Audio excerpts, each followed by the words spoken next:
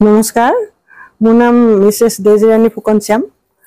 মোৰ ঘৰ দুলীয়াজানৰ বৰাগাধৰি গাঁৱত আৰু মই প্ৰাক্তন জিলা পৰিষদৰ সভানেত্ৰী আছিলোঁ। প্ৰস্তুতি মই আচলতে টিকেট বিচৰা আগৰ পৰাই মানে মনৰ প্ৰস্তুতি কৰিছোঁ প্ৰথমতে। তাৰপিছত মই কামৰ প্ৰস্তুতি চলাইছোঁ। ৰাইজৰ যিখিনি মোৰ জিলা পৰিষদৰ সভানেত্ৰী পদৰ পৰা যিখিনি চৰকাৰে সাহায্য দিছিলে সেইখিনি মই খুব নিষ্ঠাৰে কৰিছোঁ। স্কুলবিলাকত টয়লেট আৰু পানীৰ ব্যৱস্থা কৰিলোঁ, বৃদ্ধ বিধৱা পেঞ্চন আৰু যিসকল কোভিডত যিসকল বিধৱা হৈছিলে তেওঁলোকৰ কাৰণে ৩.৫ লাখ টকাকৈ দিয়া হৈছিল, সেইবিলাক বিধৱাবিলাকক পেঞ্চন দিয়াৰ ব্যৱস্থা কৰিছোঁ। আৰু মহিলাসকলৰ মাজত বিশেষকৈ সোমাইছোঁ। মহিলা সংগঠন বহুত আমাৰ দুলীয়াজান সমষ্টিত আছে। তেওঁলোকে যিকোনো সভা সমিতি হ'লে মাতে, তেওঁলোকৰ অভাৱ অভিযোগৰ কথাও মোক কয়।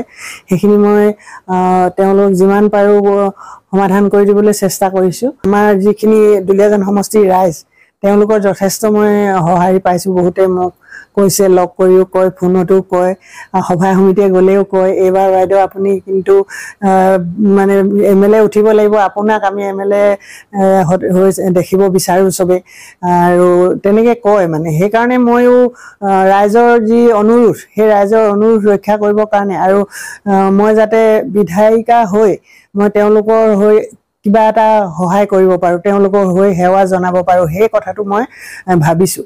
মই নিজে জিলা পৰিষদ থাকোঁতে বহুত ৬-৭টা নামঘৰত মই টকা দিছোঁ। আমাৰ ৫ লাখ টকাকৈ দিব পৰা এটা নিৰ্ধাৰিত কৰি দিছিলে। তেনেকৈ মই ৫ লাখকৈ কেইবাটাও বনোৱাই দিছোঁ ৰাইজক। আৰু তেওঁলোকৰ বহুত আছে, বহুত দাবী কৰি আছে। ৰাস্তা পদূলি বহুত মানে আমাৰ পঞ্চায়তত বিশেষকৈ ২-৩ বছৰ হ'ল ৰাস্তাটো বনোৱাটো বন্ধ কৰি দিলে।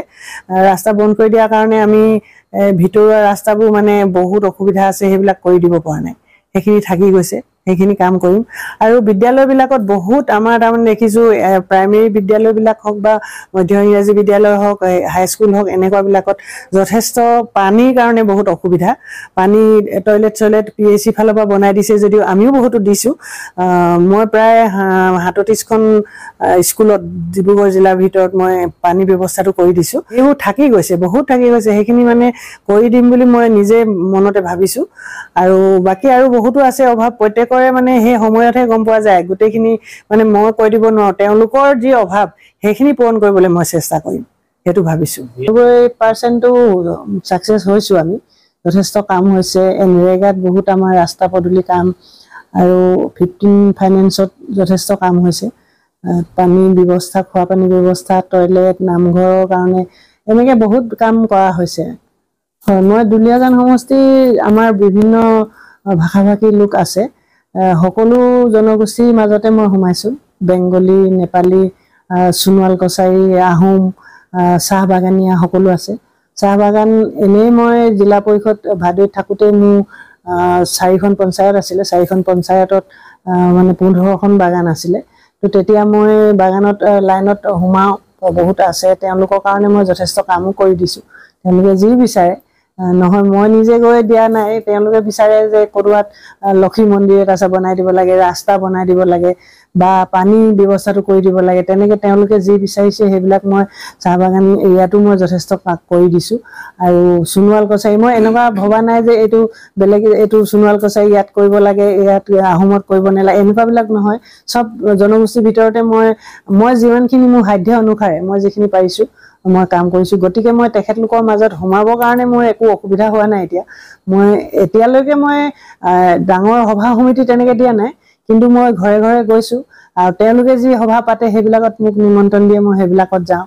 তেতিয়াই মোক মানে তেওঁলোকে সঁহাৰি দিয়ে, আপুনি এবাৰ বিধায়িকা উঠিব, আমি সহায় কৰিম, সকলোৱে তেনেকৈ মোক কৈছে। আৰু মই আশাবাদী যে মই তেওঁলোকৰ যি উৎসাহ উদ্যোগ দেখিছোঁ, সেই উৎসাহত ময়ো মানে আশাবাদী। মই যেতিয়া মই টিকেটটো পাম বা বিজয়ী হ'ম, মই তেতিয়া কাম কৰিবলৈ মই মানে খুব উৎসাহেৰে সকলোৰে মানে সমস্যাখিনি সমাধান কৰি দিম বুলি মই চিন্তা কৰিছোঁ। মোক যদি দলে টিকেটটো দিয়ে, মই সকলো ভাষা ভাষী ধৰ্মাৱলম্বী লোকক মই এতিয়াই অনুৰোধ জনাই থৈছোঁ, পাছতো মই অনুৰোধ কৰিম যাতে মোক বিধায়িকা হ'বলৈ আপোনালোকে আশীৰ্বাদ দিয়ে, সহযোগিতা কৰে আৰু মোক উৎসাহ দিয়ে যাতে মই আপোনালোকৰ হৈ আপোনালোকৰ যিখিনি অভাৱ অভিযোগ আছে সেইখিনি কাম কৰিবৰ কাৰণে প্ৰেৰণা পাওঁ আৰু কৰি দিব পাৰোঁ।